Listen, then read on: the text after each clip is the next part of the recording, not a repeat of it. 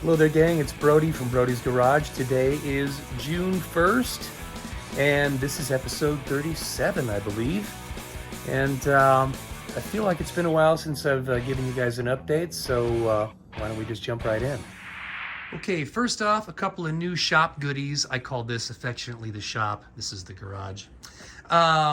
Picked up from Harbor Freight, this little dual action disc and belt sander.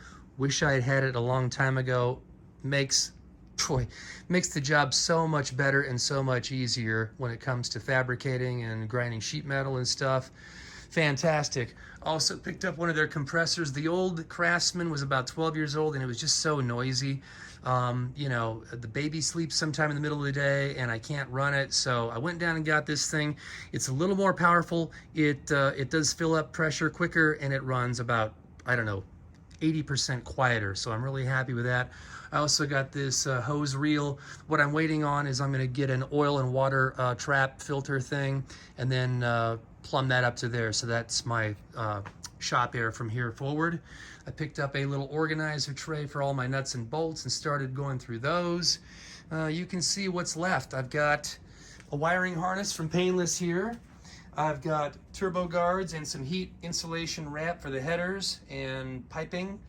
I've got, well, there's the old power steering reservoir, but there's the lines that need to be run for the power steering. We've got seats to put in. We've got air conditioning components to finalize. We have power window kit, which will go in after the paint. We've got halogen. We've got LED halo headlights. I've got a Dakota Digital Dash cluster. There's some original parts that I bought used and had them sandblasted and epoxy coated for the window channels and stuff. What else? We have a steering wheel and hub to put on. We've got, oh, check these things out. Found these online.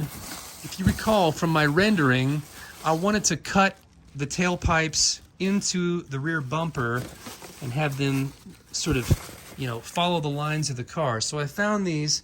This is like a, 2-inch tall by 8-inch wide rectangular tip that has a 3-inch inlet for the 3-inch exhaust. The only problem is, look down in there, it necks down to like 2 1/4. So you bet you're behind, I'm going to get the old die grinder out and remove all of that little flange there. If you can see through there, it's just useless material that can go away.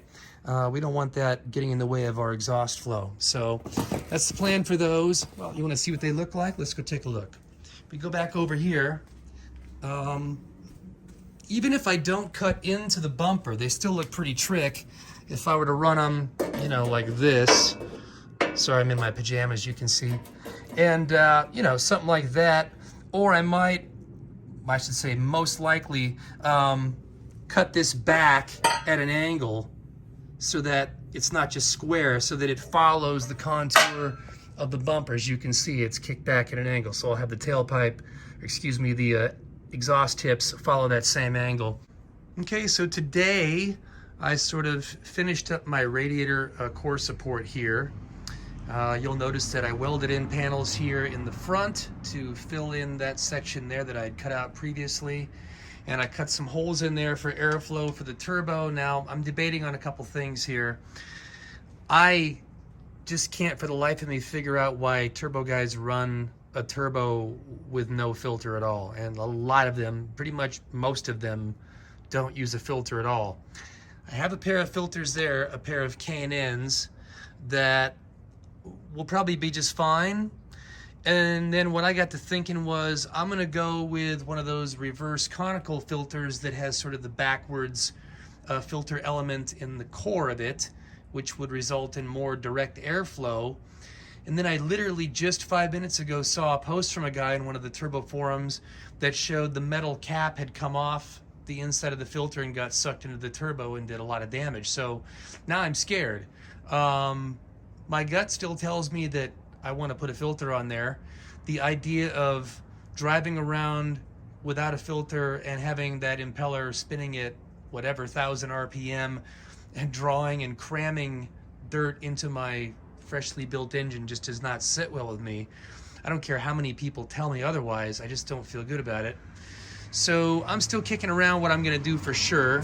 And also, what I also wanted to do to finish this front off was to get sort of a little velocity stack bell mouth type of a thing and graft it on the front to further direct the cold air, you know, straight into the filter elements. So that's the plan for now.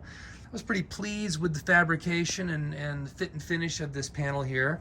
It also serves as a place to mount my radiator. If you can see down there, the brackets mount right there to the sheet metal. So, and I had to trim it on the top there to get under the underside of that round circle there. So that's what's going on with that. I have made my radiator hoses. My upper hose is a hybrid of sorts. You can see I got some stainless steel 1 1/4 inch tubing, and I had to mock that up and cut some pieces to fit. I did a lousy job welding stainless with my TIG welder, but it did ultimately, it seems to have taken, and I ground down my welds and cleaned it up a little bit. And then I used a couple of silicone elbows from another hose that I bought off Amazon to finish up the job.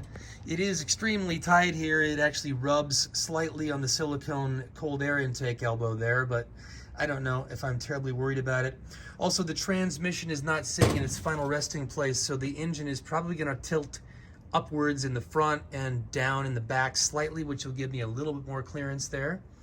Sorry, it's nighttime, so I got the LED flashlight out. I did begin mocking up my downpipe exhaust, and I cut a hole in the fender panel there to route the exhaust outward. That's just as far as I've got because I ran out of argon gas that day. So as you can see, I have a lot of work to do there. Picking up where we left off, the blow-off valves are in place. The wastegates are down here and sort of waiting for further work. I began putting in my push connect fittings for all my air reference hose tubing. So there's going to be, well, you can look at this little diagram here and kind of see the plan. So we got 2 turbos, 2 wastegates. We have boost control valves, the MAC valves at the top of the diagram there. We have a dome pressure sensor and a lot of hose. And this is what I came up with to sort of sum the 2 turbos together and average out the boost reference between the 2 so that I don't have to run, you know, 4 valves and 2 sensors.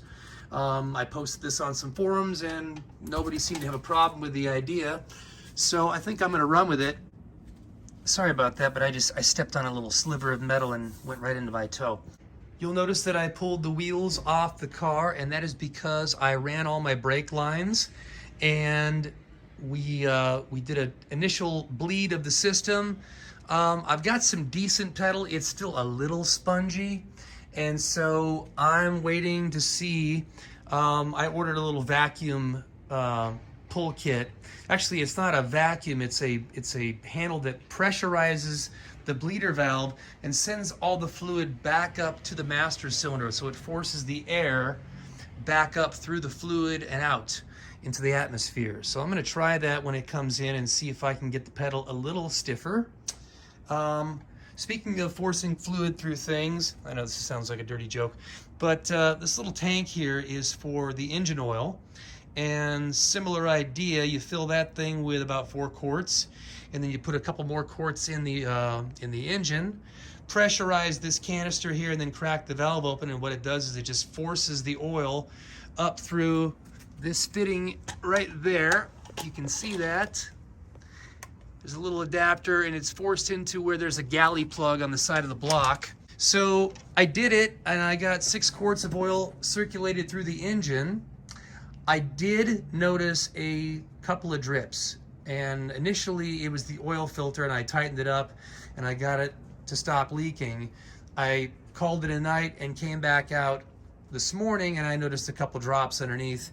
I pulled off the transmission torque converter cover there and looked up, and everything was dry. I couldn't see anything leaking from the rear main seal or the oil pan or anything.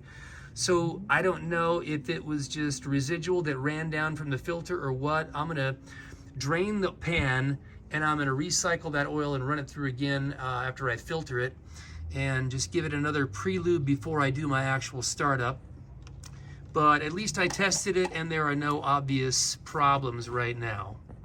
So the only thing left to do with the cooling system, well, there's two things. I need to install my overflow tank, and also I'm probably going to end up welding in a bung right there underneath the cap for a secondary line that we talked about once before, which is this right there. You'll see the top of that little block from Motion Raceworks. That's my steam vent block. You can see the steam vent lines that are coming from the four corners of the valley area, well, the cylinder heads, and they all converge there. And then that line needs to come up and tie into basically right there underneath the neck. So the radiator will probably come back out one more time. I will drill and weld in that bung, and then I can run that line and be done with my cooling system.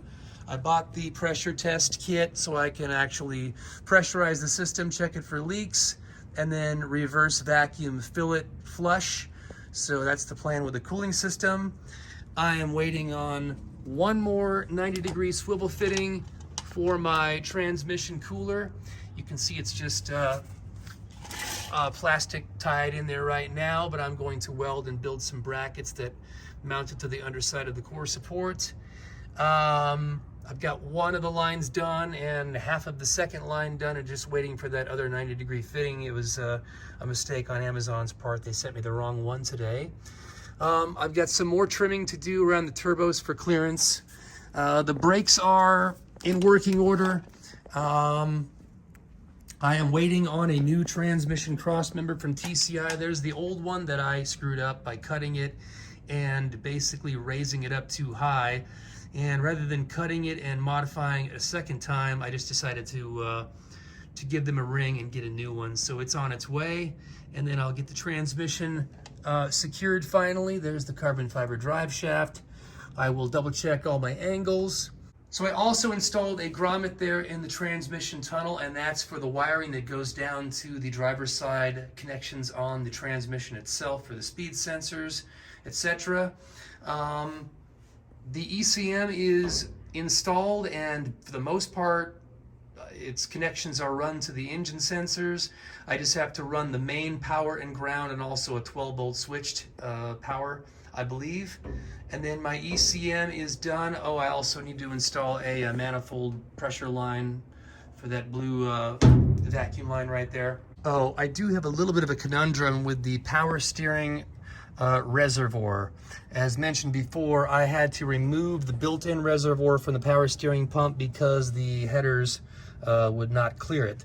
So I got the remote reservoir, and the thing is, I would just mount it right there on the sheet metal, but as you can see from this side, that's where the exhaust is going to be heading on its way outside. So there's not much room for a place to put it there. So I decided what I think I'm going to do is fabricate a bracket and mount it, well, let me flip this around actually. I'm going to put it maybe something like this right here.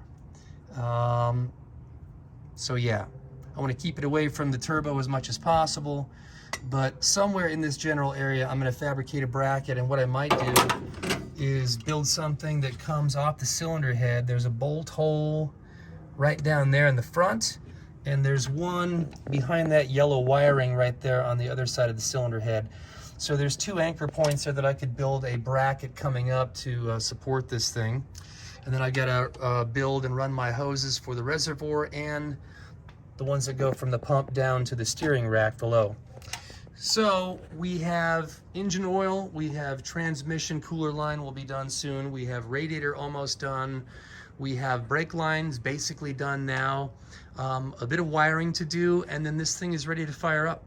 So that's the update for tonight, and you all have yourselves a good one out there, and check back in a few days. I feel like a lot of things are going to start coming together here in the next few, so that's it. Take care, and I will see you on the next episode.